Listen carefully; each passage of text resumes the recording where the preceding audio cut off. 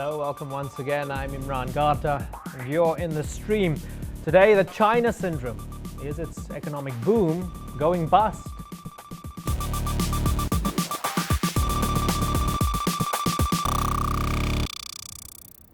Our digital producer Ahmed Shihabuddin is here as always, looking out for all your live feedback. Hi Ahmed. It's good to be here. Joining him on the couch is economist Dean Baker, co-founder of the US-based think tank Center for Economic and Policy Research. He's also a columnist and blogger. Thanks for joining us, Dean. Great pleasure having you on the program. Thanks for having me on. Yeah, and you've also written a book. Your latest book is called The End of Loser Liberalism, Making Markets Progressive. Dean, since we are talking about China, give us some insight into how dependent you think the world economy is on China. Well, actually, I don't think it's particularly dependent at this point. I mean, China's a huge exporter, so in that sense, it's created a big export market. It's a source of cheap imports. But if you envision China slowing down, they're still not that big an importer. I mean, they're growing rapidly, but they have a very large trade surplus. So in the case of the United States, for example, if China were to slow down, the impact on exports, our economy would be very, very limited. I mean, one might hope that it grows rapidly and its export market grows a great deal, but a slowdown for the United States just wouldn't matter that much. It would matter a little more for some of the European countries. Germany exports more relative to the size of its economy. But the slowdown really it's hard to see it having all that great an impact. I mean, the only way I could see it having too big an impact on the rest of the world is if you saw literally like financial crisis within China, so that you had bank failures, which at this point, again, given the fragility of the world financial system, that would not be helpful. But yeah. I doubt that it wouldn't have the same sort of cascading effect to say a collapse of the Eurozone would. Yeah, fragility indeed. Well, for an economic illiterate like myself, I'm looking forward to picking your brain throughout the duration of the program, and looking forward to your responses to the different questions from the community. So welcome once again. Now, of course, this show is all about you, our online community. So if you've got a story you want us to cover, you can share it with us on our Facebook page. Now, Ahmed's looking at your feedback, and he has more on some of the stories you've been feeding the stream.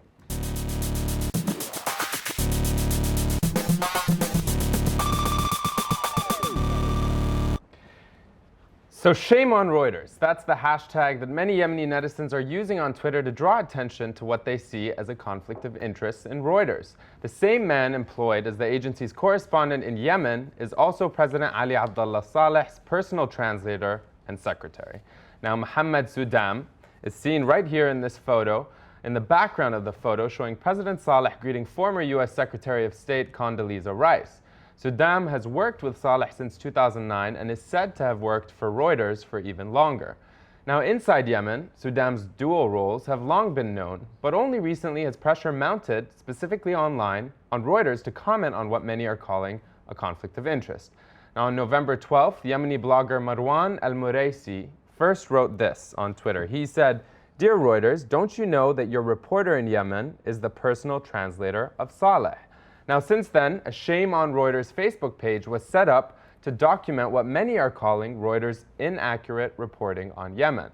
Now, among the many posts is this photo right here, showing Sudam standing behind Saleh as he greets Javier Solana of the EU.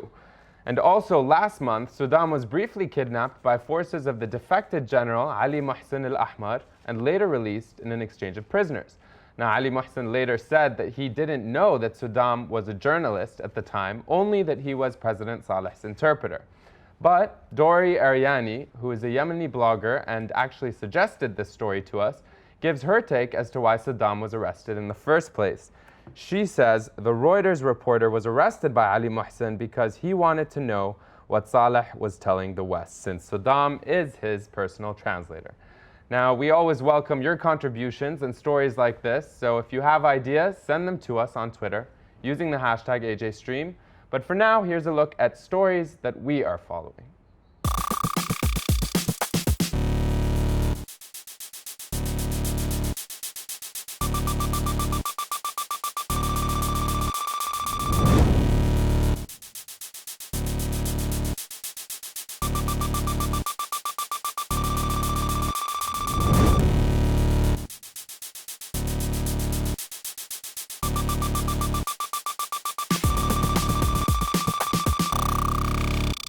In a little over 3 decades, China has gone from an agrarian society to the world's biggest manufacturing nation. Its economy has grown more than 35 times and is now second only to the United States. But things may not be as rosy as they look. Many economists are saying China's bubble is about to burst. Let's have a look at this graphic from China's National Bureau of Statistics, which shows that China's growth dipped from a high of 13% in early 2007 to 9% by the end of 2010, and numbers from 2011 show growth is stagnating around that 9% mark over there. Now, this has caused a sharp drop at Shanghai's stock exchange. You can see here how the values have declined around 20% since November last year, so it's from there right over there. But perhaps the most telling picture of what may be in store are these pictures of ghost towns, so-called ghost towns across China. Beijing launched a major construction drive across the country, anticipating that the economic boom would continue. It built apartments and offices as far as Ordos in northern China, but millions of those homes are vacant, and many urban areas are reported to be virtually uninhabited. Well, joining us now via Skype is Professor Victor Shih. Victor Shih is a teacher at Northwestern University here in the States. Thanks a lot for joining us, Mr. Shih. Thank you. Let's establish the premise. Is there a bubble, and is it going to burst? There certainly is overpriced assets all over China, especially real estate, which total trillions of dollars in real estate assets in China, much of it overpriced. However, unlike the case of Europe and unlike the case of other developing countries, China has a huge foreign exchange reserve, and the People's Bank of China, the central bank in China, is 100% dedicated to bailing out all financial institutions in China. So in the short run, because the central bank is willing to essentially print money to back all the banks and even smaller financial institutions, I do not anticipate any kind of a crash in the short run. Of course, over the medium term, the risks continue to build up, and the bubble gets bigger. So it's hard to say. Well, in a way, you're painting an even more ominous future, because you're saying there won't be a short-term crash, but there might be a more cataclysmic long-term crash. I don't want to put words in your mouth, but is that what you're suggesting? Well, no, not exactly. I mean, there are things that the Chinese government can still do to avoid this sort of cataclysmic medium-term crash. And certainly there are some people working overtime in Beijing in thinking about solutions to the problem. The issue in China, as it is in the US and also in Europe, is whether or not there's political will to indeed go through with this short-term period of pain, and it would be quite painful in the short term, so that the economy can continue to grow in the medium term. And I think the result is far from certain at this point, especially at a time when China is undergoing a transition to a new generation of leadership in 2012. And so essentially this year and next year, people in Beijing will not want to do anything too drastic. Okay, interesting that you mentioned that people in Beijing are working overtime trying to mitigate any effects of a short-term pinch. Dean, Premier Wen Jiabao recently said that, quote, the economy is unbalanced, uncoordinated, and unsustainable. It suggests that they are working overtime, that they've recognized there's a problem. Do you think that they have the nous and they have the political will to change it?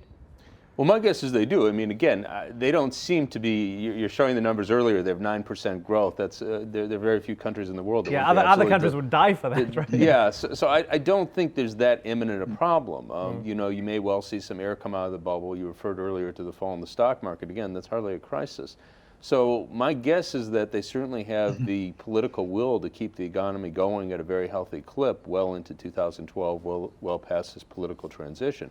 Over the long term, surely there are issues. There's a lot of things the economy has to adjust. I mean, I keep focusing on, from the standpoint of the United States, they have a hugely undervalued currency relative to the dollar, relative to other currencies. They cannot, it doesn't make sense for a developing country to have a huge balance of trade surplus as they do today.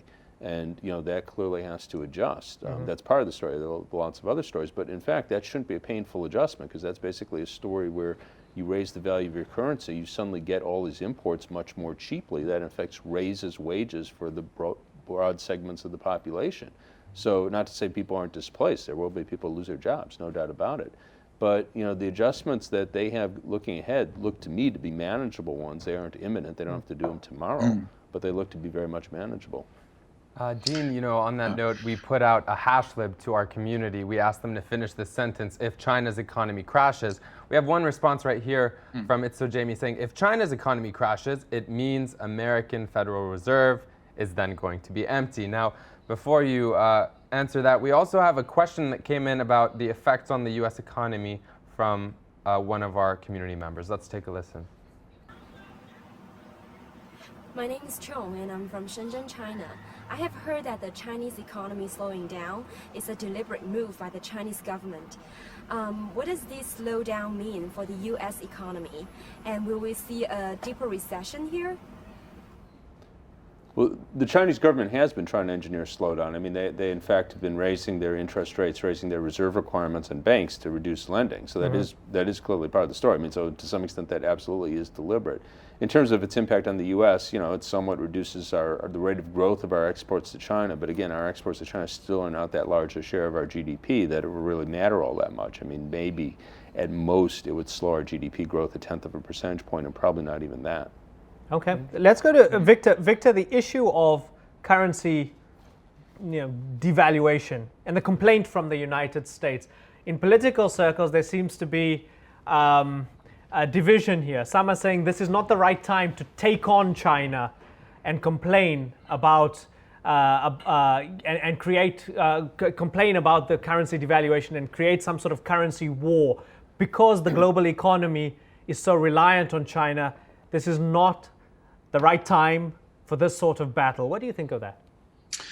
Well, before I address that, I'd like to just correct sort of one assumption here of the other guests, which is that the problem in China right now is actually gigantic. And when I say that there won't be an imminent crash, what I really mean to say is that if this were any other country on Earth, there would be a huge crash. Right. But because it is China, because the Chinese Communist Party controls all financial institutions in the country, including the central bank, there has not yet been a crash. But I think we must not sort of underemphasize the amount of financial trouble that's facing the Chinese financial system.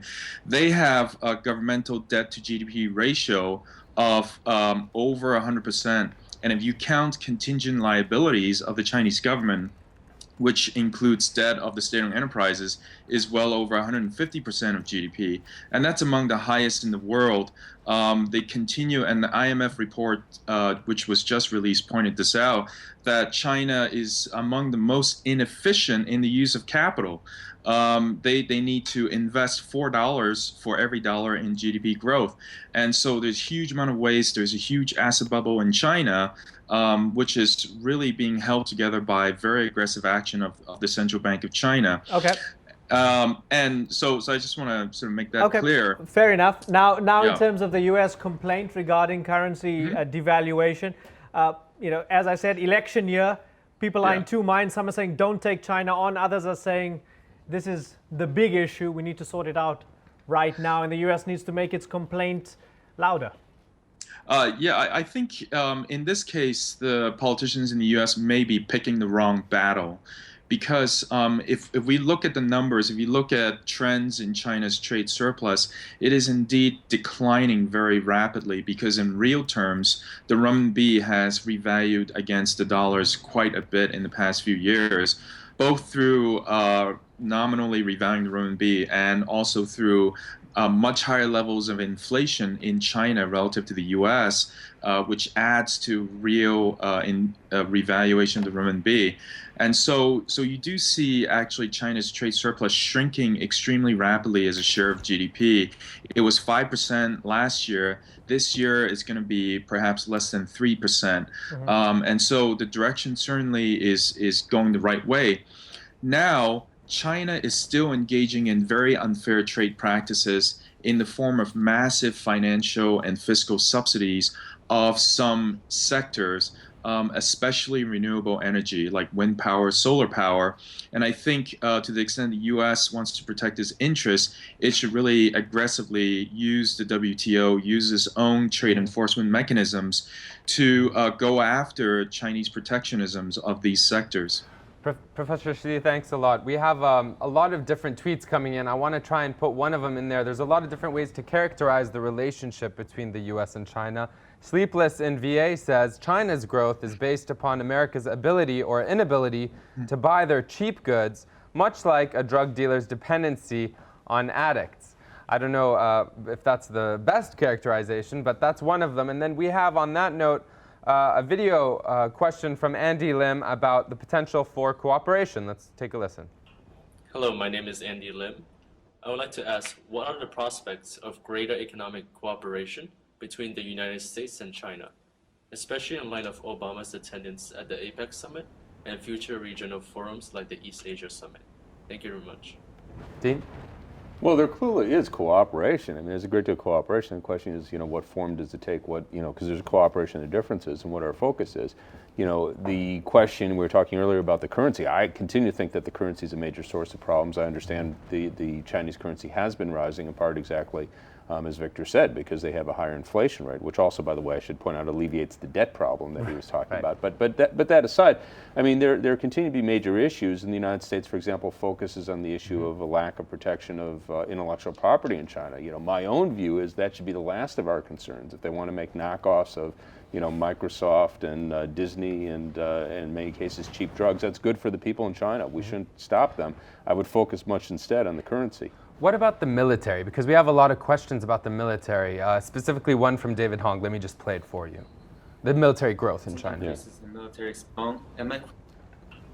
Hello, my name is David Hong, and my question is, given China's recent increases in military expenditure, estimated to be at around $91.5 billion US, and their lack of transparency, should the US feel threatened by China's military rise?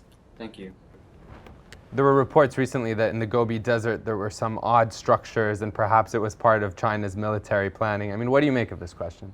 Well, I certainly wouldn't claim any expert on Chinese foreign affairs, foreign policy. All I can say is that you have to really hope we do not get the sort of Cold War between the United States and China that we had between the United States and the Soviet Union, both because of the enormous danger it breaks out into a real war, and it's going to be incredibly costly for both parties. And just the difference, the Soviet Union at its peak had maybe half the GDP. I mean, there's questions on the measurement, maybe half the GDP of the United States. China already has 80%. We can't really want to have that Cold War. Let's bring in Victor Shih there as we broaden it out into the political, because the economic and political in many ways go hand in hand here.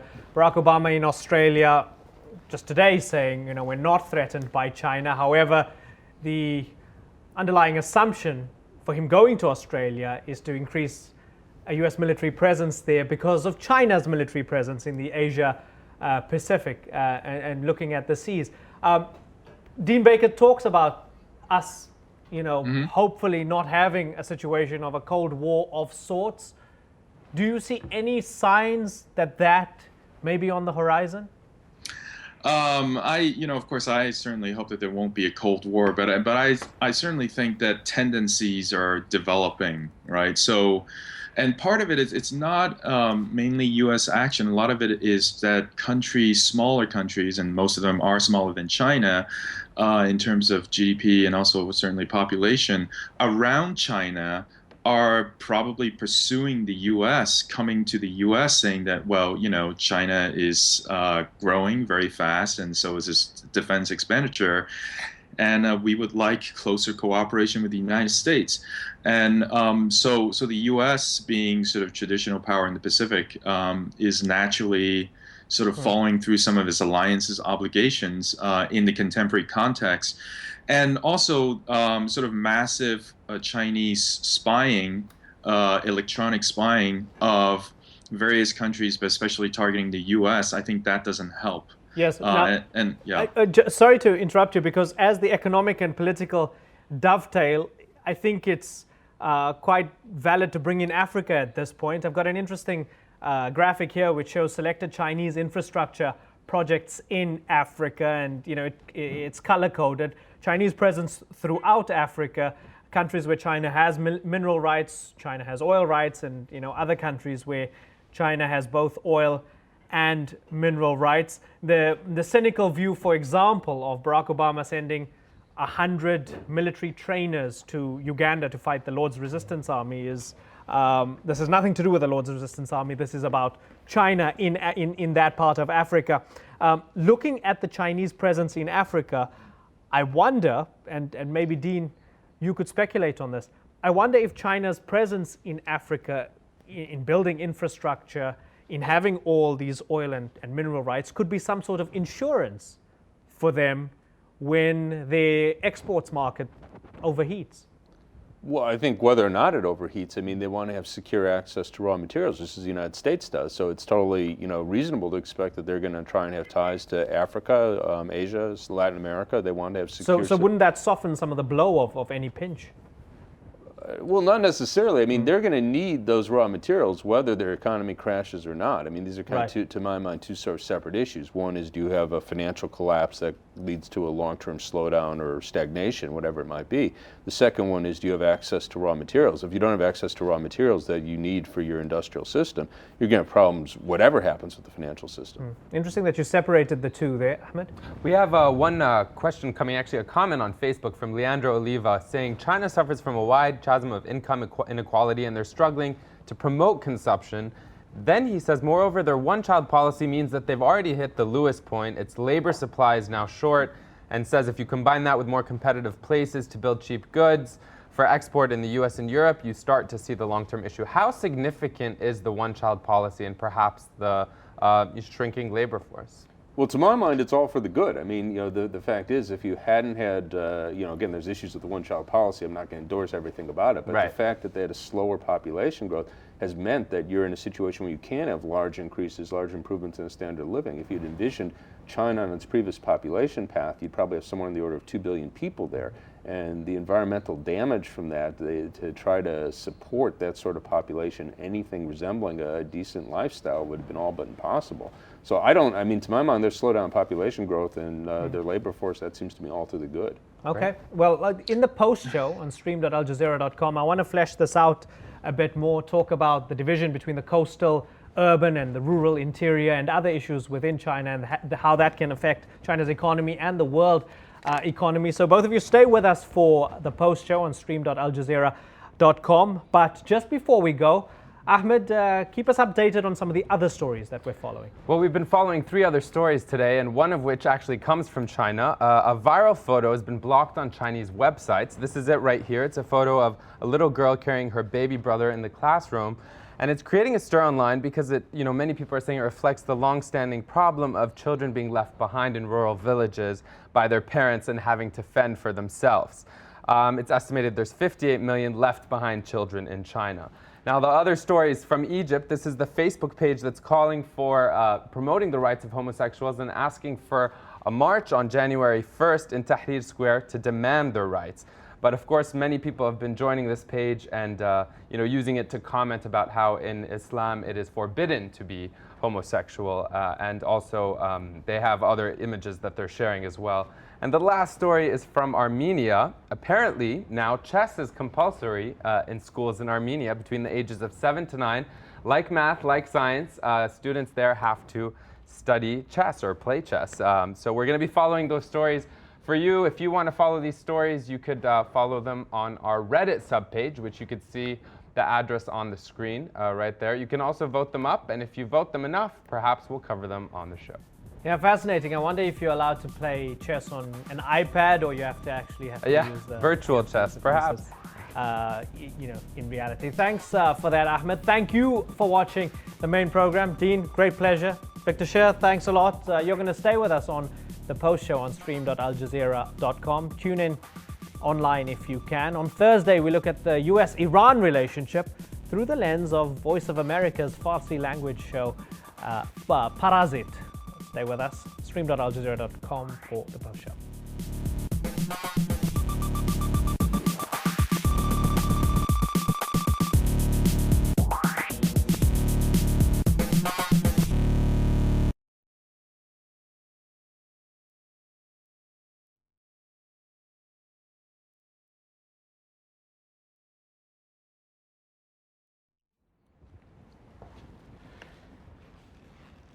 Welcome to the post show on stream.aljazeera.com. Over the next few minutes, we'll broaden the discussion out a little bit and then wrap it up.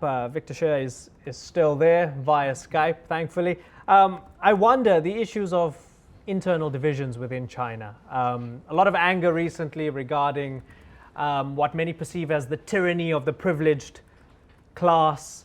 There's also, the rural urban, the rural interior versus the coastal urban issues in China, issues of the Tibetans, issues of the Uyghurs.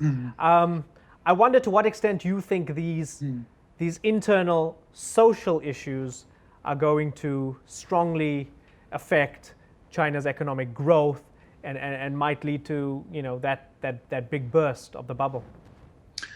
Well, in authoritarian regimes, you have, of course, societal divisions which can cause trouble. But ultimately, what causes big trouble is when the elite is divided within the regime. And up to this point, the elite has been quite unified, especially on issues of staying in power. However, we are beginning to see that sort of major interest groups in China fighting against each other over economic issues, and going forward, in fact, the causation would be the opposite, which is that if we do see an economic slowdown for whatever reason, the pie begins to shrink. That conflict between elite interest groups which support the regime may become more severe. And I think that could cause some problems politically. Dean, from the outside looking in, a lot of people generally have a very monolithic view of China. But as we mentioned, there are all these different variables here. It's difficult to predict, is it not? Oh, certainly, and I would certainly claim no expertise in China, and in that sense, and what the internal divisions might lead to. But obviously, it's a huge country, and there are very different interests, and you hit on some of them. And thus far, I think, as best I can tell, Victor's right that they managed to hang together. Whether that will persist, over say the next decade or so, that's certainly not something I'd be in a position to guess on intelligently. Ahmed, dip into some of the feedback for us as we almost wrap up the post. Yeah, it's funny, you were talking about inequality in China, and we have a tweet from Setsudo. He's finishing our hash lib saying, if China's economy crashes, working class Chinese will say, quote, we have seen this coming for years. Inequality is inherently unsustainable. And we also had another tweet, I don't have it right here, but it was about someone, lots of people are drawing attention to Africa and the fallout that would happen and how Africa would be affected. I do have one right here, for example. It says, usually Chinese investment in Africa employees Chinese workforce, so the impact on Africans will be minimal. Some people saying it will not be minimal, but you'll start to see a stark problem in Africa because of the increase in Chinese investment. What do you think?